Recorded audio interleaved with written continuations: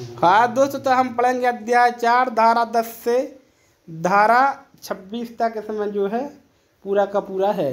इसमें विधि का उल्लंघन करने वाले बालकों के संबंध में प्रक्रिया। जो विधि का उल्लंघन करने वाले छात्र हैं, मतलब छात्र नहीं सॉरी बालक, इसमें लड़का भी आते हैं लड़कियां भी आती हैं जिनने 18 वर्ष की आयु पूरी नहीं की है। तो इसके बारे में पर पूरी प्रोसेस क्या है इसको पढ़ेंगे। तो धारा 10 कहती है विधि का उल्लंघन करने वाले अभिकथित बालक की गिरफ्तारी।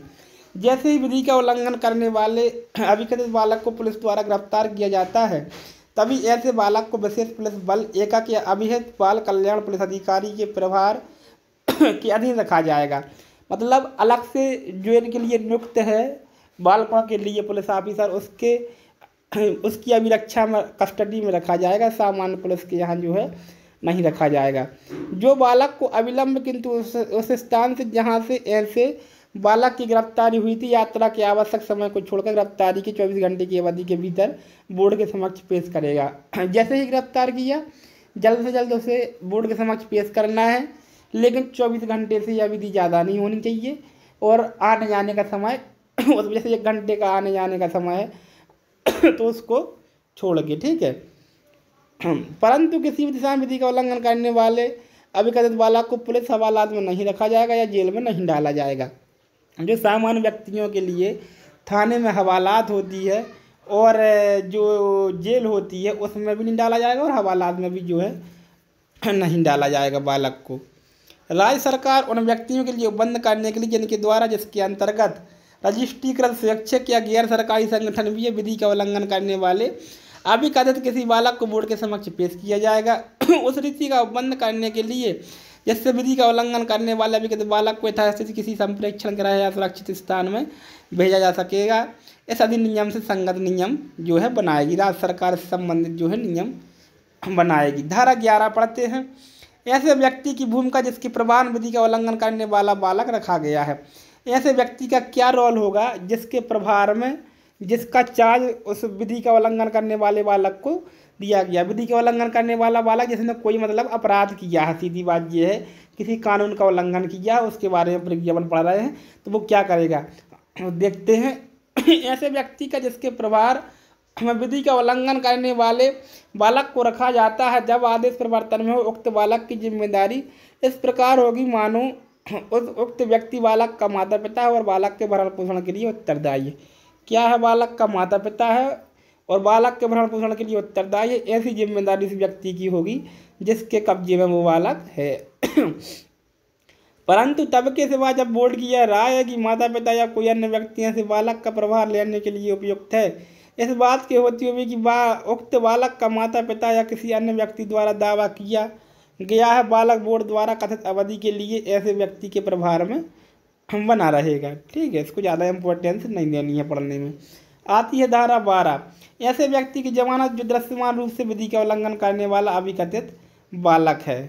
ठीक है, इसको भी अपन को नहीं पढ़ना है, ये ज़्यादा इम्पोर्टेंट जो है यहाँ पे कुछ है नहीं। ठीक है, एक बार अगर आप चाहें तो इसको एक बार पढ़ सकते हैं स्क्रीनशॉट लेके। अब आते हैं धारा 13 पर। माता पिता संरक्षक अथवा परिवीक्षाधिकारी को इत्तला। जहाँ विधि का उल्लंघन करने वाला अभिकथित किसी बालक को गिरफ्तार किया जाता है, वहाँ उस पुलिस थाने या विशेष किशोर पुलिस एकक का बाल कल्याण पुलिस अधिकारी के रूप में पदावहत अधिकारी जिसके पास ऐसा बालक लाया जाता है, बालक की गिरफ्तारी के पश्चात इतना शीघ्र ऐसे बालक के माता पिता या संरक्षक को यदि उनका पता चलता है इत्तला देगा और उन्हें निर्देश देगा कि वह उस बोर्ड के समक्ष उपस्थित हों जिसके समक्ष बालक को पेश किया जाएगा। और परिवीक्षाधिकारी को या यदि कोई परिवीक्षाधिकारी उपलब्ध नहीं है तो बाल कल्याण अधिकारी को 2 सप्ताह के भीतर एक सामाजिक अन्वेषण रिपोर्ट जिसमें बालक के पूर्ववृत्त और कौटुंबिक पृष्ठभूमि के बारे में तथा अन्य ऐसी तात्विक परिस्थितियों के बारे में जानकारी अंतर्विष्ट होगी जिनके बारे में यह संभाव्य कि वे जांच करने में बोर्ड के लिए सहायक होंगी, तैयार करने और बोर्ड को प्रस्तुत करने के लिए इत्तला जो है देगा। जहां बालक को जमानत पर छोड़ दिया जाता है वहां बोर्ड द्वारा परिवीक्षा अधिकारी या बाल कल्याण अधिकारी को इत्तला जो है दी जाएगी। ठीक है, इन 3 इन लोगों को इत्तला दी जानी है, माता पिता को, संरक्षक को अथवा परिवीक्षाधिकारी को। ठीक है, जैसे ही वो गिरफ्तार होता है। आती है धारा 4, विधि का उल्लंघन करने वाले बालक के बारे में बोर्ड द्वारा जांच। जहां विधि का उल्लंघन करने वाला अभिकथित बालक बोर्ड के समक्ष पेश किया जाता है, वहां बोर्ड इस अधिनियम के उपबंधों के अनुसार जांच करेगा और ऐसे बालक के संबंध में ऐसा आदेश पारित कर सकेगा जो धारा अधिनियम की धारा 17 और 18 के अधीन ठीक समझे। जैसे ही उसके पास लाया जाएगा वो जांच करेगा, विचार करेगा, देखेगा डायरी वगैरह क्या है, उसके बाद उस पर जो है धारा 17 18 भी हम पढ़ेंगे तो पता चल जाएगा कि उसमें क्या किस प्रकार के आदेश होते हैं। उपधारा 2, इस धारा के अधीन कोई जांच बोर्ड के समक्ष बालक को पहली बार पेश की जाने की तारीख से 4 मास की अवधि के भीतर, जब तक कि बोर्ड द्वारा मामले की परिस्थितियों को ध्यान में रखते हुए वैसे निस्तारण के लिए लिखित में कारण लेखबद्ध करने के पश्चात 2 और मास की अधिकतम अवधि के लिए उक्त अवधि विस्तारित नहीं की गई है, पूरी की जाएगी। 4 माह के अंतर्गत जांच करना है या फिर कारण से 2 माह और बढ़ाना है, 6 माह से ज़्यादा नहीं बढ़ाना है। बोर्ड द्वारा धारा 15 के अधीन जघन्य अपराधों की दिशा में प्रारंभिक निर्धारण बोर्ड के समक्ष बालक को पहली बार पेश किए जाने की तारीख से 3 मास की अवधि के भीतर पूरा किया जाएगा। ठीक है, 3 माह की अवधि के भीतर अगर उसने क्या किया है, जघन्य अपराध किया है। ठीक है, तो छोटे अपराध, घोर अपराध और जघन्य अपराध 3 प्रकार के अपराध इस एक्ट में बताए गए हैं। छोटे अपराध 3 वर्ष तक के, 3 से 7, 3 जिसमें 7 वर्ष तक के क्या है, 3 से ज़्यादा के हैं और 7 से कम के हैं वो घोर है, और जो 7 से ज़्यादा वर्ष से ज़्यादा की सजा जिनमें है वो क्या है, जघन्य अपराध है। ठीक है, यदि बोर्ड द्वारा छोटे अपराधों के लिए धारा 2 के अधीन जांच विस्तारित अवधि के पश्चात भी अनिर्णायक रहती है तो कार्रवाई समाप्त कर दी जाएगी। ठीक है, अगर इसके बाद भी अगर जांच पूरी नहीं हो पाती है, कोई निर्णय निकलता है तो कार्रवाइयाँ समाप्त हो जाएंगी। परंतु घोर या जघन्य अपराधों के लिए यदि बोर्ड जांच पूरी करने के लिए समय और बढ़ाने की अपेक्षा करता है तो यथास्थिति मुख्य न्यायिक मजिस्ट्रेट या मुख्य महानगर मजिस्ट्रेट लिखित में लिखबद्ध किए। छोटे मामलों में तो सब समाप्त हो जाएगी प्रक्रिया, लेकिन घोर और जघन्य अपराध में चाहे तो वो और लिखित कारण के द्वारा और जो है बढ़ा सकता है। ठीक है, बोर्ड रिव्यू और तुरंत जांच सुनिश्चित करने के लिए निम्नलिखित उपाय करेगा। क्या क्या उपाय करेगा, ये सब उपाय करेगा तो ये आप पढ़ लेना एक बार, यहाँ पर कोई समझाने की बात नहीं है, एक बार पॉज करके पढ़ लेना। ठीक है, और बाकी अब अपन जघन्य अपराधों की जांच बस पढ़ लेते हैं कि इसमें क्या क्या है। नंबर 1 और 2 पॉइंट है। इसलिए अपराध किए जाने की तारीख को 16 वर्ष से कम आयु के बालक के संबंध में जघन्य अपराधों की जांच खंड इंगा के अधीन बोर्ड द्वारा निपटाई जाएगी। ठीक है, अपराध किए जाने की तारीख को 16 वर्ष से अधिक आयु के बालक के संबंध में जघन्य अपराधों की जांच धारा 15 के अधीन विहित रीति से की जाएगी। अलग से धारा 15 में जघन्य जो है अपराधों के लिए प्रक्रिया बताई गई है, तो आइए देखते हैं धारा 15। बोर्ड द्वारा जघन्य अपराधों में प्रारंभिक निर्धारण कैसे होगा। किसी ऐसे बालक द्वारा किए गए जघन्य अपराध की दिशा में जिसने 16 वर्ष की आयु पूरी कर ली है, मतलब 16 साल से ज़्यादा का है और 18 से कम का है, या जो 16 वर्ष से अधिक आयु का है, बोर्ड ऐसा अपराध करने के लिए उसकी मानसिक और शारीरिक क्षमता, अपराध के परिणामों को समझने की योग्यता, उन परिस्थितियों को जिनमें उसने अपराध किया था के बारे में प्रारंभिक निर्धारण करेगा और धारा 18 और धारा 3 के बंदों के अनुसार आदेश पारित कर सकेगा। ठीक है, उसकी अपराध की गंभीरता, उसकी सोचने समझने की क्षमता, ये सब देख के और किन परिस्थितियों में उसने अपराध किया, ये सारी चीज़ें देख के जो है उसको निर्णय देना है।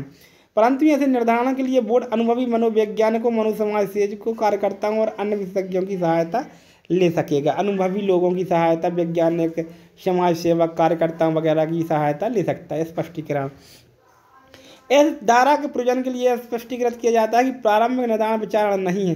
जो प्रारंभिक निर्धारण होता है कि क्या होना है, इसको जेल भेजना है, मतलब जो उनके संरक्षक रह वगैरह बने हैं वहाँ भेजना है कि जमानत पर छोड़ना, मुचल के छोड़ना, ये प्रारंभिक निर्धारण कहलाता है। ठीक है, ट्रायल अलग होती है, ट्रायल माने तो विचारण होता है। ठीक है, लेकिन ऐसे बालक के अभिकथित अपराध को कायद करने की क्षमता तथा परिणाम को समझने का निर्धारण करना है। जहाँ प्रारंभिक निर्धारण करने पर बोर्ड का यह समाधान हो जाता है कि मामले का निपटारा बोर्ड द्वारा किया जाना चाहिए, तो बोर्ड था शक्य दंड प्रक्रिया संहिता 1973 के अधीन समान मामले के विचारण संबंधित प्रक्रिया का अनुसरण करेगा। समरी ट्रायल जो है इसमें होगी। ठीक है, समरी नहीं, सॉरी, पुलिस रिपोर्ट पर जो जो समन वाले मामले होते हैं इनके आधार पर जो है ट्रायल जो है की जाएगी। ठीक है, संक्षिप्त विचारण हो जाता है, सॉरी वो इसलिए उसको ध्यान में नहीं रखना है। परंतु बोर्ड द्वारा मामले का निपटारा किए जाने वाला आदेश धारा 101 की धारा 2 के अधीन अपीलीय होगा। ठीक है, उसकी अपील हो सकती है अगर वो अनफेवर में जाता है तो। परंतु यह और किस धारा के अधीन निर्धारण धारा 14 के अधीन निर्दिष्ट अवधि के भीतर पूरा किया जाएगा। अब आती है धारा 16, जांच के लंबित होने का पुनर्विलोकन। जांच के लंबित होने का पुनर्विलोकन अर्थात रिव्यू। ठीक है, मुख्य न्यायिक मजिस्ट्रेट या मुख्य महानगर मजिस्ट्रेट प्रत्येक 3 मास में एक बार बोर्ड के समक्ष लंबित मामलों का पुनर्विलोकन करेगा। कौन करेगा? GMFC महोदय करेंगे, जिले में एक होता है। ठीक है, GMFC नहीं, सॉरी, CJM मुख्य न्यायिक मजिस्ट्रेट जो होगा वो प्रत्येक 3 माह में कितने मामले चल रहे हैं, कितने पेंडिंग हैं, क्या है, सबका क्या करेगा, पुनर्विलोकन करेगा और बोर्ड को अपनी बैठकों की आवृत्ति बढ़ाने का निर्देश देगा या अतिरिक्त बोर्डों का गठन करने की सिफारिश कर सकेगा।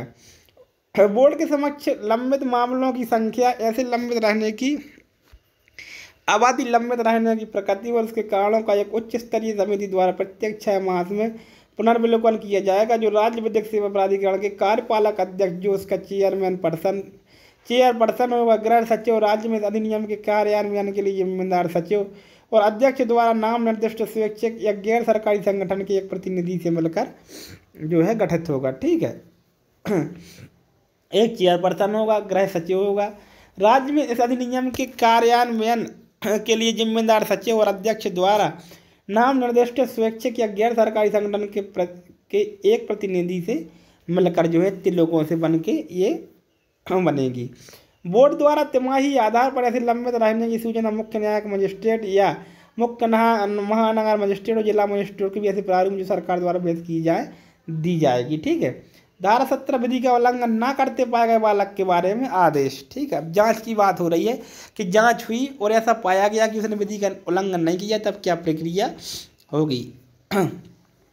जहां बोर्ड का जांच करने पर यह समाधान हो जाता है कि उसके समक्ष लाए गए बालक ने कोई अपराध नहीं किया है, तो तत्समय प्रवृत्त किसी अन्य विधि में अंतर्विष्ट किसी प्रतिकूल बात के होते हुए भी बोर्ड उस प्रभाव का आदेश पारित करेगा। यदि बोर्ड को यह प्रतीत होता है कि धारा 1 में निर्दिष्ट बालक को देखने को संरक्षण की आवश्यकता है, तो वह बालक को समुचित निर्देशों के साथ समिति को निर्दिष्ट कर सकेगा। ठीक है, समिति को दे सकता है। ठीक है, विधि का उल्लंघन करते पाए गए बालक के बारे में आदेश। अगर वो विधि का उल्लंघन करते पाया गया है तब ऐसी स्थिति में क्या आदेश देगा। जहां बोर्ड का जांच करने पर यह समाधान हो जाता है कि बालक ने आयु के विचार में लाए बिना कोई छोटा अपराध या कोई घोर अपराध किया है, या 16 वर्ष से कम आयु के बालक ने कोई जघन्य अपराध किया है, तो तत्समय प्रवृत्त किसी, देखो 16 साल और 18 के बीच में है तो घोर या छोटा अपराध किया है, और 16 साल से कम का है तो तीनों में से कोई भी किया है, जघन्य अपराध भी किया है, तब की स्थिति है धारा 18 में। तो तत्समय प्रवृत्त किसी अन्य विधि में अंतर्विष्ट किसी बात के होते हुए भी और अपराध की प्रकृति, पर्यवेक्षण या मध्यक्षेप की विशिष्ट आवश्यकता ऐसी परिस्थितियों जो सामाजिक अन्वेषण रिपोर्ट में बताई गई हैं और बालक के पूर्वाचरण के आधार पर बोर्ड यदि ऐसा करना ठीक समझता है तो वह बालक को समुचित जांच करने के पश्चात और ऐसे बालक तथा उसके माता पिता संरक्षक को परामर्श देने के पश्चात उपदेश या भर्त्सना के पश्चात घर जाने के लिए अनुज्ञात कर सकेगा। डांट डपट के जो है छोड़ सकता है कि अब नहीं करना है ऐसा, ये काम गलत है, ऐसा ऐसा करके जो है और उसको छोड़ दिया जाएगा। ठीक है, इसके बाद बालक को सामूहिक परामर्श और ऐसे ही क्रियाकलापों में भाग लेने का निर्देश दे सकेगा। ठीक है, बालक को किसी संगठन या संस्थान अथवा बोर्ड द्वारा पहचान किए गए निर्दिष्ट व्यक्तियों या व्यक्ति समूह के पर्यवेक्षणाधीन सामुदायिक सेवा करने का आदेश दे सकता है। किसी मंदिर में जाओ, किसी अस्पताल में जाओ, इतने दिन काम करो, ये सब जो है आदेश दिए जा सकते हैं। हाँ, बालक या बालक के माता पिता संरक्षक जुर्माने का संदा करने का आदेश दे सकता है कि 2000 रुपये जुर्माना करो, 5000 जमा करो, 8000 जमा करो, जब अगर वो दोषी पाया जाता है तो। परंतु यदि बालक कार्यरत है तो वह सुनिश्चित कर सकेगा कि तत्समय प्रवृत्त किसी श्रम विधि के बंधों का उल्लंघन ना हुआ हो। ठीक है, ऐसा नहीं कि बच्चे को खान में लगा दिए 14 साल से कम का है, तो इन सब चीज़ों का भी ध्यान में रखना पड़ेगा। यंगा बालक को सदाचरण की परीक्षा पर छोड़ने और माता पिता संरक्षक या योग्य व्यक्ति की देखरेख में रखने का निर्देश ऐसे माता पिता संरक्षक या योग्य व्यक्ति द्वारा बालक के सदाचरण और उसकी भलाई के लिए बोर्ड की अपेक्षा अनुसार प्रतिभूत सहायता रहे 3 वर्ष से अनंत की कालावधि के लिए बंद पत्र निष्पादित किए जाने पर दे सकेगा। 3 वर्ष का 3 वर्ष तक का जो है बंद पत्र भी सदाचार का उससे भराया जा सकता है कि आप 3 साल तक सदाचार करेंगे। ठीक है। चाहती है बालक को सदाचार की परिवीक्षा पर छोड़ने और बालक के सदाचार और भलाई को सुनिश्चित रखने के लिए ये हो गया था 6 पढ़ना। अच्छा, ठीक है, ये भी वही है। ठीक है। सुविधा उपयोग तंत्र की देखरेख पर्यवेक्षण में रखने का निर्देश 3 वर्ष से अधिक की कार्य, ये यहाँ पर अलग से दिया जा रहा है आदेश। चा का अलग है, इंगा का अलग है, तो इसको आप पढ़ लेना। आती इच्छा, बालक को 3 वर्ष से अधिक की ऐसी आबादी के लिए जो है ठीक समझे सुधारात्मक सेवाएं जिनके अंतर्गत शिक्षा, कौशल विकास, परामर्श देने, आचरण उपांतरण चिकित्सा के लिए और विशेष गृह में ठहरने की कालावधि के दौरान मनुष्य चिकित्सीय समर्थन देना भी विशेष गृह में भेजने का निर्देश भी दे सकता है। ये आदेश भी पारित कर सकता है जब वो विधि का उल्लंघन करते पाया गया है तब। परंतु यदि बालक का आचरण और व्यवहार ऐसा हो गया हो कि बालक के हित में विशेष गृह में रहने वाले अन्य बालक हित में नहीं होगा तो बोर्ड ऐसे बालक को सुरक्षित स्थान पर भेज सकेगा। उपधारा आती है 2। यदि उपधारा 1 के खंड का से छा तक के अधीन कोई आदेश पारित किया जाता है तो ठीक है, बोर्ड विद्यालय में हाजिर होने, किसी व्यावसायिक प्रशिक्षण केंद्र में हाजिर होने, किसी चिकित्सा केंद्र में हाजिर होने, किसी निर्दिष्ट स्थान पर बारंबार जाने या हाजिर होने से बालक को प्रतिसिद्ध करने या व्यसन मुक्त कार्यक्रम में भाग लेने का अतिरिक्त आदेश पारित कर सकेगा। जहां बोर्ड धारा 15 के अधीन प्रारंभ में निर्धारण करने के पश्चात यह आदेश पारित करता है कि युक्त बालक का वयस्क के रूप में और विचारण करने की आवश्यकता है, वहां बोर्ड मामले के विचारण को ऐसे अपराध विचारण की अधिकारिता वाले बालक न्यायालय को अंतरित करने का आदेश दे सकता है। ठीक है, इतनी चीज़ों का भी ध्यान रखना पड़ेगा। धारा 19 बालक न्यायालय की शक्तियाँ क्या क्या होगी। जो बालक न्यायालय है उसकी शक्तियाँ क्या क्या होंगी। अधिनियम की धारा 15 के अधीन बोर्ड से प्रारंभिक निर्धारण प्राप्त करने के पश्चात बालक न्यायालय यह निर्धारण विनिश्चय कर सकेगा कि दंड प्रक्रिया संहिता 1973 के उपबंधों के अनुसार वयस्क के रूप में बालक के विचारण इस धारा तथा धारा 21 के उपबंधों के अधीन रहते हुए बालक की विशेष जरूरतों, रिजु विचारण यानी फेयर ट्रायल के सिद्धांत तथा बाल अनुकूल वातावरण बनाए रखने पर विचार करते हुए विचारण के पश्चात समुचित आदेश पारित करने की आवश्यकता है। ठीक है।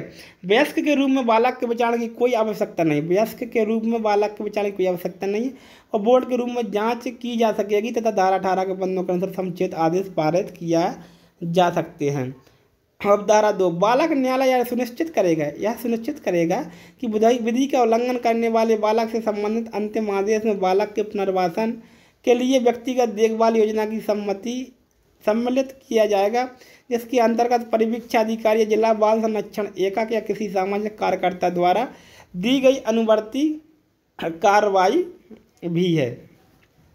नंबर 3 बालक न्यायालय यह सुनिश्चित करेगा कि ऐसे बालक को जो विधि का उल्लंघन करते हुए पाया जाता है 21 वर्ष की आयु का होने तक सुरक्षित स्थान पर भेजा जाए और तत्पश्चात उस व्यक्ति को जेल में स्थानांतरित कर दिया जाए, ऐसा आदेश दे सकता है।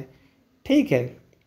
21 वर्ष की आयु का होने तक सुरक्षित स्थान में, जैसे 21 वर्ष से कब हो जाता है तो उसको जेल फिर भेज दिया जाता है। 21 वर्ष से कम के बालक को जेल सामान्य मामले में जो है जेल नहीं भेजा जाता है। ठीक है। परंतु बालक को सुरक्षित स्थान पर उसके ठहरने की कालावधि के दौरान सुधारात्मक सेवाएं जिनके अंतर्गत शैक्षणिक सेवाएं, कौशल विकास, परामर्श देने, आचरण उपचार, चिकित्सा जैसी वैकल्पिक चिकित्सा और मन चिकित्सीय सहायता भी उपलब्ध करवाई जाएंगी। बालक न्यायालय यह सुनिश्चित करेगा कि सुरक्षित स्थान पर बालक की प्रगति का मूल्यांकन करने और यह सुनिश्चित करने के लिए कि बालक से वहां किसी प्रकार का दुर्व्यवहार नहीं किया गया है यथा अपेक्षित परिवीक्षा अधिकारी, जिला बालक संरक्षण एकक या सामाजिक कार्यकर्ता द्वारा प्रत्येक वर्ष एक आवधिक अनुवर्ती रिपोर्ट हो। ठीक है। एक रिपोर्ट मंगाई जाएगी कि क्या उसके साथ दुर्व्यवहार तो नहीं किया जा रहा, ज़्यादा श्रम तो नहीं कराया जा रहा। ठीक है। उपधारा 5 उपधारा 4 के अधीन दी गई रिपोर्ट अभिलेख अनुवर्तन के लिए जैसा अपेक्षित हो बालक न्यायालय को भेजी जाएगी।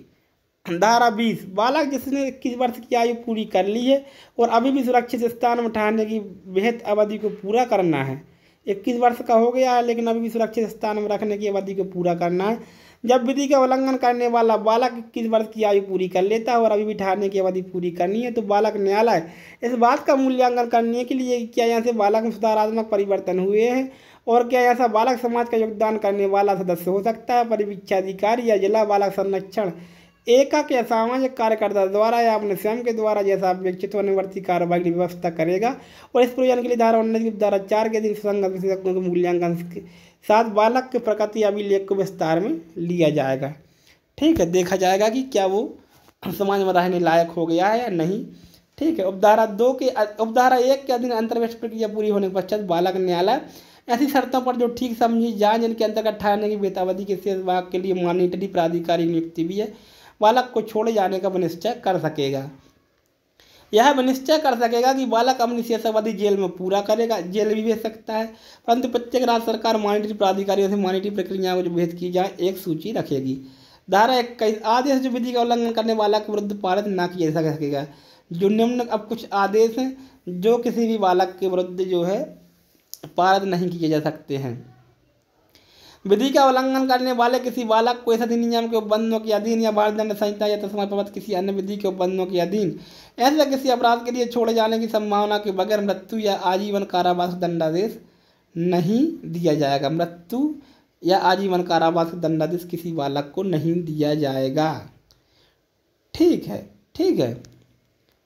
इसके बाद जो है दंड प्रक्रिया संहिता के अधीन धारा अध्याय 8 है जो कि अधीन कार्रवाई के बालक के विरुद्ध लागू न होना।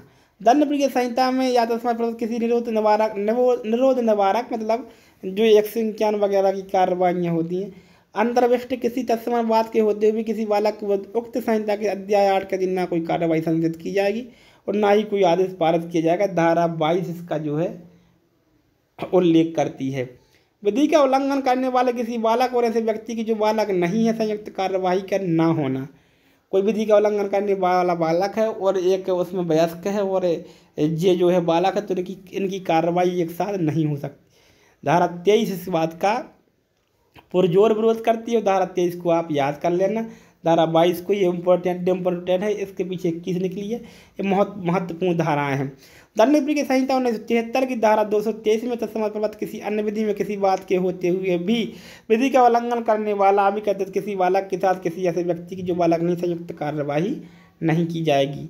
यदि बोर्ड द्वारा बालक न्यायालय द्वारा जांच के दौरान विधि का उल्लंघन करने वाले अभिकथित व्यक्ति के बारे में यह पाया जाता है कि वह बालक नहीं है तो ऐसे व्यक्ति का किसी बालक के साथ विचारण जो है नहीं किया जाएगा। धारा 24 किसी अपराध के निष्कर्षों के आधार पर निर्भरताओं का हटाया जाना। तत्समय प्रबंध किसी अन्य विधि में किसी बात के होते हुए भी कोई बालक जिसने कोई अपराध किया है और जिसके बारे में ऐसा भी अधिनियम के उपबंधों के अधीन कार्रवाई की जा चुकी है किसी ऐसी निर्भरता से यदि कोई ग्रस्त नहीं होगा जो ऐसी विधि के अधीन किसी अपराध की दोषसिद्धि से संलग्न हो, कोई निर्भर नहीं माना जाएगा। ठीक है, जैसे मान लो किसी परीक्षा वगैरह में एग्जाम वगैरह में या कहीं भी उसका रिकॉर्ड मांगा जाता तो रिकॉर्ड नहीं दिया जाएगा, ऐसा माना जाएगा कि वो निर्दोष है। ठीक है, परंतु उस बालक के मामले से 16 वर्ष की आयु पूर्ण की है या उससे अधिक है तथा उसे बालक न्यायालय द्वारा धारा 19 की उपधारा 1 के खंड फर्स्ट के अधीन विधि का उल्लंघन करते पाया जाता है तो उपधारा 1 के उपबंधों से लागू जो है फिर नहीं होंगे। ठीक है, बोर्ड पुलिस या इसको भी आप जो है आराम से पढ़ लेना। ठीक है, अब परंतु पढ़ लेते हैं, 2 भी पढ़ लो, धारा 2 भी, ये भी इम्पोर्टेंट सी लग रही है थोड़ी सी।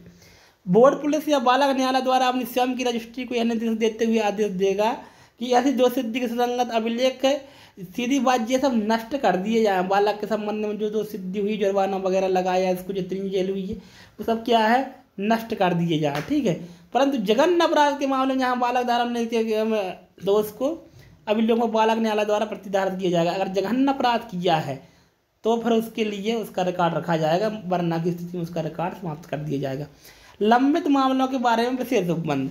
इस अधिनियम में अंतर्विष्ट किसी बात के होते हुए विधि का उल्लंघन करने वाला अभिकथित तथा विधि का उल्लंघन करते हुए पाया गया किसी बालक के बारे में इस अधिनियम के प्रारंभ की तारीख को किसी बोर्ड या न्यायालय के समक्ष लंबित सभी कार्रवाइयाँ उस बोर्ड या न्यायालय में वैसे ही जारी रहेंगी। मानो अधिनियम नहीं हुआ, पहले वाली जो चल रही वो ज्यों की त्यों चलेंगी। ठीक है, बोर्ड बालक के नकल भागने के कारणों को सुनिश्चित करेगा और बालक को उस संस्था या उस व्यक्ति को जिसकी अभिरक्षा से बालक भाग निकला था या वैसे ही किसी अन्य स्थानीय व्यक्ति को जैसे बोर्ड ठीक समझे बाबत भेजे जाने के लिए समुचित आदेश पारित करेगा। परंतु बोर्ड के विशेष उपायों की बाबत जो बालक के सर्वोत्तम हित में आवश्यक समझे जाए अतिरिक्त निर्देश भी दे सकेगा। ऐसे बालक के बारे में कोई अतिरिक्त कार्रवाई संस्थित जो है नहीं की जाएगी। ठीक है, इस तरीके से हमने अध्याय 4 पढ़ा। ठीक है, इसमें जो है हमने एक धारा अभी छोड़ दी है, धारा 26, तो हम इसको जो है फिर से पढ़ेंगे। ठीक है, विधि का उल्लंघन करने वाले भगोड़े बालक की बाबत उपबंध है। ठीक है, तो ये धारा 26 इसको याद कर लेना, भगोड़े के संबंध में जो है उपबंध है। तत्समय पर्वत किसी अन्य विधि में किसी बात के होते हुए कोई पुलिस अधिकारी विधि का उल्लंघन करने वाले ऐसे बालक का प्रभाव ले सकेगा जो विशेष गृह या संप्रेक्षण गृह या सुरक्षित स्थान या ऐसे व्यक्ति या संस्था की देखरेख में जिसके अधीन उस बालक को उस अधिनियम के अधीन रखा गया है। भगोड़ा, ठीक है, भगोड़ा हो गया है माने भाग गया है, तो उपधारा 1 में निर्दिष्ट बालक को 24 घंटे के भीतर अधिमानता उस बोर्ड के समक्ष जिसने उस बालक की बाबत मूलादेश पारित किया था यदि संभव हो, या उस निकटतम बोर्ड के समक्ष जहां बालक पाया जाता है पेश किया जाएगा। नंबर 3, बोर्ड बालक के निकल भागने के कारण को सुनिश्चित करेगा कि क्यों भागा ये। ठीक है, और वापस करने का आदेश भी जो है दे सकता है, और ऐसा करेगा जिससे उसके सर्वोत्तम हित हो। तो यहाँ पर 10 से 26 धाराएं हमने पढ़ी हैं। इस तरीके से यह अध्याय यहाँ पर समाप्त होता है।